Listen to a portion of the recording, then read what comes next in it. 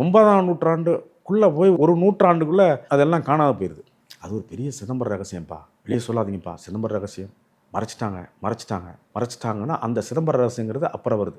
சித்தம்பலம் மறைஞ்சு போச்சு, சித்தம்பலங்கிறது மறைஞ்சு கோயில்னு வந்துருச்சு. புலிகள் இருந்த ஊர் அது புலியூர் வந்து அப்புறம் சித்தம்பலமாக மாறுது, சித்தம்பலம் சிதம்பரமாக மாறுது, சிதம்பரம் வந்து கோயிலாக மாறி பின்னால் அப்படியே மறைச்ச உடனே இந்த தேவார பாடல்கள் எல்லாத்தையும் அந்த ஓலைகளை மூல ஓலைகள்லாம் கொண்டு போய் உள்ள ஒரு அறையில் வச்சு அரைஞ்சு அது தேவார பாடல் காணாது போச்சு. அரசர்களுக்கு வந்து இந்த சிவ வழிபாடு கொஞ்சம் குறைஞ்சிருக்கா இல்லை கூடியிருக்கா என்னன்னு தெரியல. அந்த காலகட்டங்களில் தேவார பாடல் உள்ளே போயிடுது, காணாத போயிடுது. இந்த பாடல்கள்லாம் பெரும் சிவனை பற்றி பாடி இறைவனையே நேராக பாடி காட்சி கொடுத்தவங்க.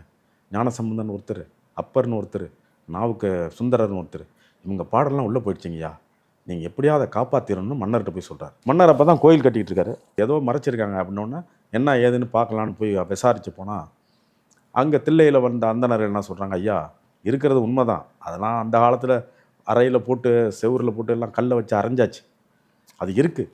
அந்த 3 பேர் நேராக வருவாங்க, அப்போ கொடுங்கன்னு தான் எங்கள் மூதாதையர் சொல்லியிருக்காங்க, அது வரை நாங்கள் கொடுக்க முடியாது. மன்னருக்கு வந்து ராஜராஜ சோழனுக்கு ஒரே அதிசயம்.